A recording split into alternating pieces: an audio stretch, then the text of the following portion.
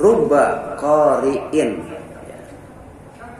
betapa banyak, tidak sedikit, bisa jadi orang yang membaca lil Qur'ani Al-Quran wal Qur'an yal'anuhu, sementara Al-Quran melaknatnya. Jadi semakin banyak baca Al-Quran, semakin banyak dilaknat oleh Al-Quran. Semakin sering baca Al-Quran, semakin sering dilaknat oleh Al-Quran. Padahal Al-Quran itu di samping hudan sebagai petunjuk, juga rahmat, kasih sayang dari Allah. Jadi harusnya semakin banyak baca Al-Quran, semakin sering baca Al-Quran, semakin banyak hidayah yang Allah berikan kepada kita, semakin banyak kasih sayang Allah yang dianugerahkan kepada kita, malah ini dilaknat. Ada yang lebih dahsyat lagi, orang yang baca Al-Quran tapi kemudian riya ketika Al-Quran itu diamalkan. Jadi orang yang dilaknat oleh Al-Quran itu orang yang baca Al-Quran tapi tidak mengamalkannya, itu dilaknat. Tapi ada orang yang dimasukkan ke dalam lubang neraka jahanam yang bernama Jubul Hazan, bukan tidak baca Al-Quran, bukan tidak mengamalkan Al-Quran. Dia baca Al-Quran, dia mengamalkan Al-Quran, tapi kemudian riya ketika mengamalkannya. Na'udzubillahi min dzalik. Jubul Hazan itu sebuah neraka yang setiap hari neraka jahanam berlindung kepada Allah darinya sebanyak 400 kali. Tapi hadis ini doi. Hanya secara makna memang bukan hanya baca Al-Quran saja, yang namanya saum, yang namanya tarawih, yang namanya tadarus, yang namanya ngasih takjil, undang orang buka bersama, itu juga akan sia-sia, nggak dapat pahala kalau dilakukan karena riya. Hati-hati. Jadi kaitannya dengan baca Al-Quran, kalau mampu mengamalkannya tapi tidak diamalkan, dilaknat oleh Al-Quran. Tapi kalau kemudian dia baca Al-Quran dan mengamalkannya tapi riya, justru akan dimasukkan ke dalam neraka jahanam. Karena termasuk kategori orang munafik. Orang munafik itu kalau di dalam hadis, kalau ngomong bohong, janji ingkar, diamanati khianat, persoalan kecil dibesar-besarkan, itu orang munafik itu. Sedangkan dalam Al-Quran, orang munafik itu pertama, dia merasa Allah itu bisa ditipu.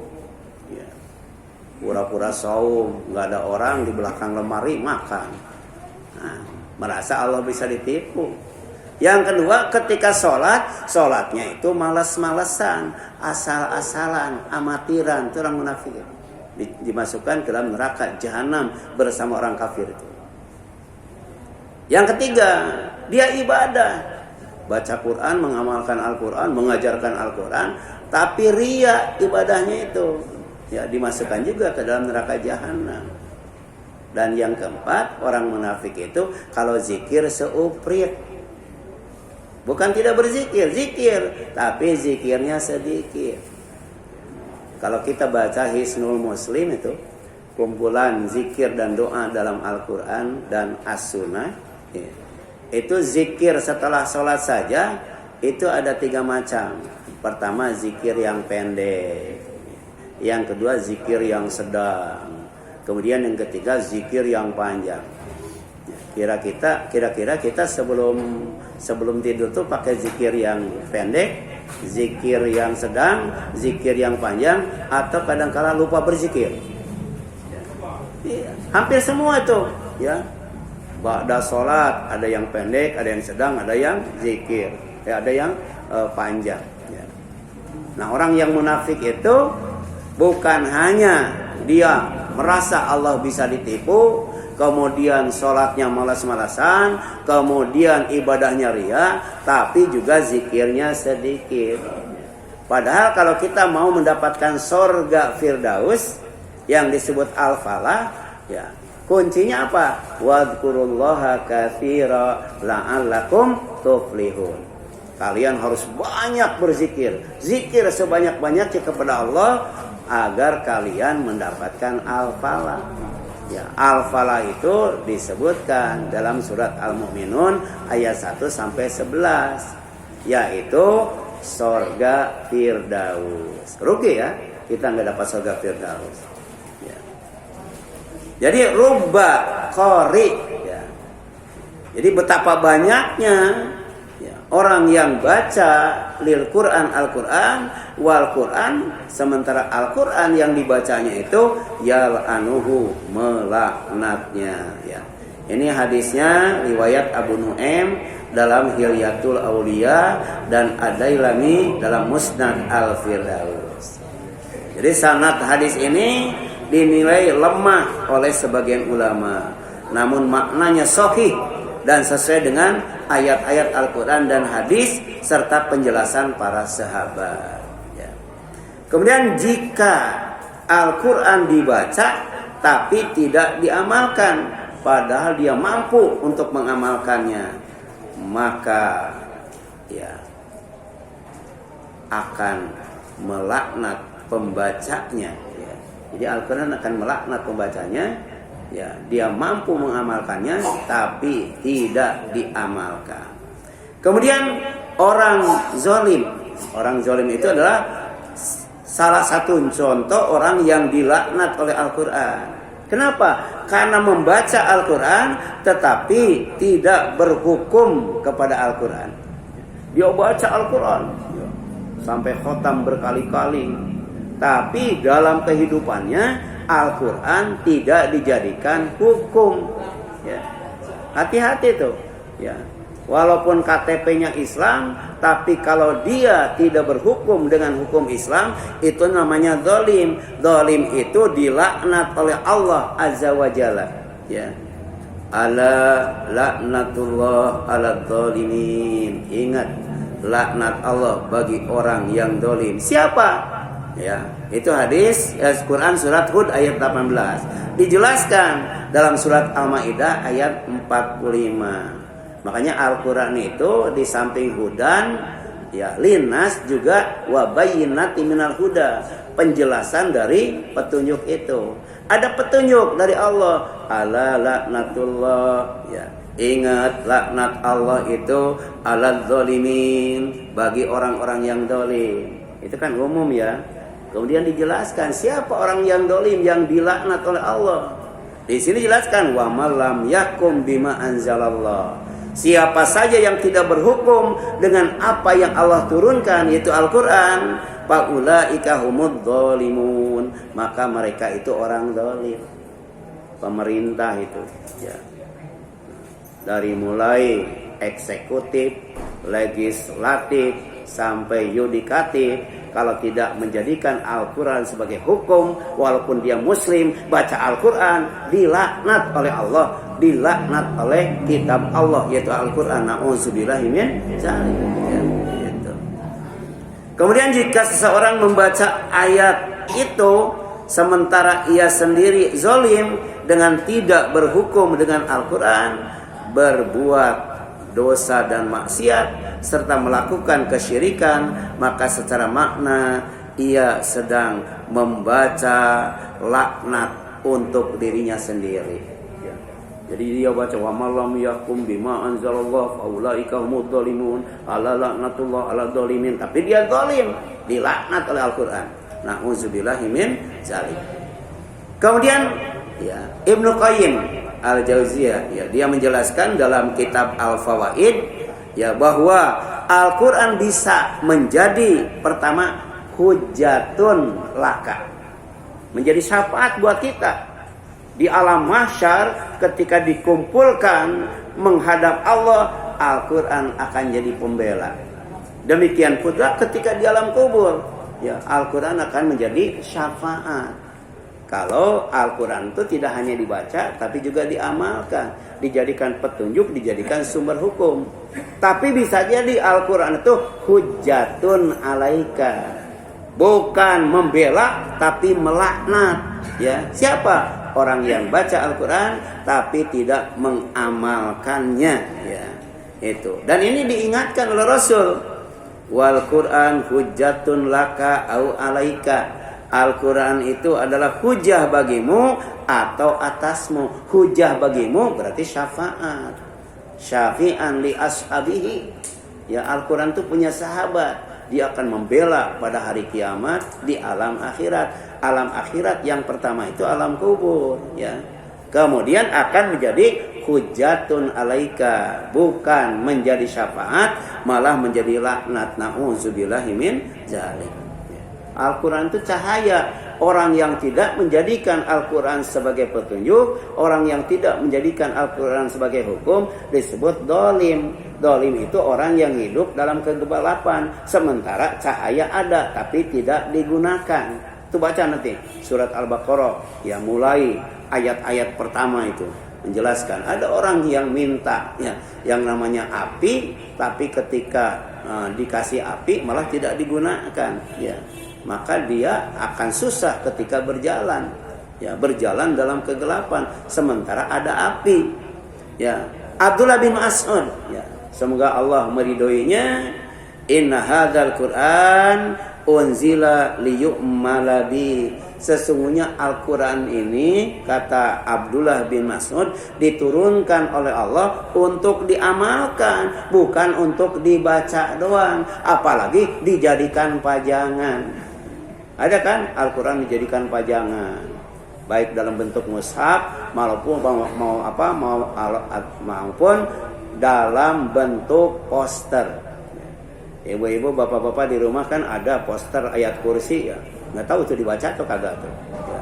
Itu pajangan, ya. Al-Quran di rumah banyak, ada mushafnya, ada terjemahnya, ada tafsirnya, tapi nggak pernah dibaca, ya. Apalagi diamalkan. Itu luar biasa tuh ancamannya, ya. Fattakhudhu, ya, tilawatahu amalan, ya. Jadi sesungguhnya Al-Quran ini diturunkan oleh Allah untuk diamalkan, tetapi kalian semua menjadikan membacanya sebagai amal, ya. Ya, membacanya sebagai amal, ya. Ada itu. Jadi kalau sudah baca Al-Quran udah selesai. Anak kita, ya, kalau sudah dihitan kan disuruh ngaji, ya, betul kan? Kalau suruh hitan disuruh ngaji, kalau belum dihitan belum disuruh ngaji. Nah, kemudian setelah dia baca Al-Quran, pintar baca Al-Quran, khotam Al-Quran berkali-kali, udah tidak disuruh ngaji lagi tuh, ya. Makanya di masjid-masjid, di madrasah-madrasah, kalau nyari, ya, santri yang belajar Al-Quran tingkat SMP, apalagi SMA, apalagi kuliah, susah, ya. Rata-rata coba cek, rata-rata SD kan, betul kan? SD. Karena niat orang tua, ya, menyuruh ngaji anaknya itu hanya sekedar bisa baca Quran doang. Padahal kata Abdullah bin Mas'ud, Al-Quran itu diturunkan oleh Allah bukan untuk sekedar dibaca doang, tapi untuk diamalkan. Kalau dibaca tapi tidak diamalkan, ala laknatullah ala dzalimin. Ingat, laknat Allah bagi orang yang zalim. Apa itu? Yakni mengamalkan Al-Quran itu hanya dengan membaca saja, ya. Jadi baca Al-Quran itu cukup, ya, sebagai cara mengamalkan Al-Quran. Tidak perlu dikaji, tidak perlu difahami, tidak perlu diyakini, tidak perlu diamalkan, tidak perlu diajarkan, tidak perlu didakwahkan, tidak perlu dihafalkan, tidak perlu disebarkan. Apalagi sampai disimpan dalam hati sanubari yang paling dalam, ya. Hati itu tempat cahaya. Cahaya hati itu Al-Quran. Hati juga tempat ilmu. Hati juga sebagai tempat petunjuk. Hati juga sebagai tempat iman.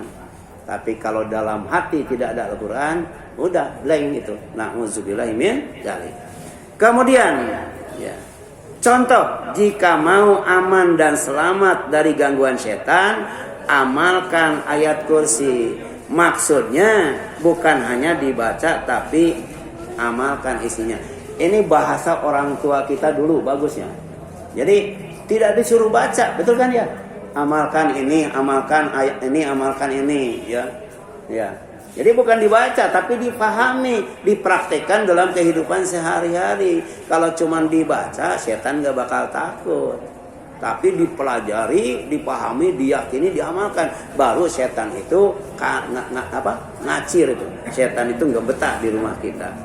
Kemudian yang dimaksud oleh Abdullah bin Mas'ud, Al-Quran diturunkan untuk diamalkan, tetapi kalian menjadikan membacanya sebagai amal adalah membaca tanpa asar atau perubahan sikap hidup, ya. Baca Al-Quran tapi pelit, ya. Baca Al-Quran tapi sombong, baca Al-Quran ria, baca Al-Quran kemudian malas, berarti tidak ada perubahan sikap. Itu yang dimaksud oleh Abdullah bin Mas'ud, ya. Al-Quran diturunkan untuk diamalkan, tapi oleh kita dijadikan Al-Quran itu sebagai amal, ya. Kemudian seseorang membaca ayat Al-Quran tentang larangan ghibah, tapi masih rajin membicarakan orang lain, ya. Ibu-ibu ceritanya ngaji, yang dibaca surat Al-Hujurat, tapi kemudian setelah ngaji atau sebelum ngaji ngomongin orang lain, nah itu dilaknat, itu dilaknat. Kemudian membaca Al-Quran tentang kejujuran, tapi masih sering berdusta, ya. Bohong kita baca Quran kalau kemudian hidup penuh dengan kebohongan. Membaca surat Al-Quran tentang riba, tapi tetap terlibat riba, masih nabung ke bank konvensional. Coba siapa yang sekarang masih nabung ke bank konvensional? Itu melaknat tuh Al-Quran tuh, ya. Kemudian masih pinjam duit ke bank keliling, ke bangke tuh. Nah, coba ibu-ibu di sini masih ada yang terlibat bangke, melaknat Al-Quran. Walaupun di bulan Ramadan khatam dua kali misalnya atau 10 kali, tetap dilaknat. Sebab dalam Al-Quran itu ada larangan riba, tapi masih aja minjem ke bangke, ya. Kemudian apa lagi? Ya, masih kredit rumah, kredit mobil, kredit motor, sampai kredit yang berbunga. Apalagi ya, ada kan kredit yang pakai bunga. Karena kalau nabung itu nggak sabar. Tapi kalau pakai kredit kan cepet, ya cepet. Walaupun ketika ngeriditnya pinjamnya semangat, pas ngeriditnya pas bayarnya males itu. Ketika pinjam darah tinggi, pas bayar darah rendah itu. Nah, kemudian yang selanjutnya, ya, dan semuanya dilakukan terus-menerus tanpa taubat. Hati-hati, Bu. Ya, terus saja kredit motor, kredit rumah, kredit panci misalnya. Nah, sampai mati nggak taubat. Hati-hati tuh. Dilaknat Al-Quran, diazab oleh Allah Azza wa Jalla dalam nerakanya. Ya, kemudian membaca bahkan hafal surat Al-Ma'un. Coba angkat tangan di sini bapak-bapak yang tidak hafal surat Al-Ma'un. Ya. Nah, ibu-ibu, siapa yang tidak hafal surat Al-Ma'un? Dia baca sampai hafal surat Al-Ma'un, tapi masih lalai dan abe dalam sholat. Ya. Allahu Akbar, masih nonton TV. Allahu Akbar, rapat nggak disekor. Kan itu kan, itu. Bohong dia baca Al-Quran surat Al-Ma'un. Masih ria.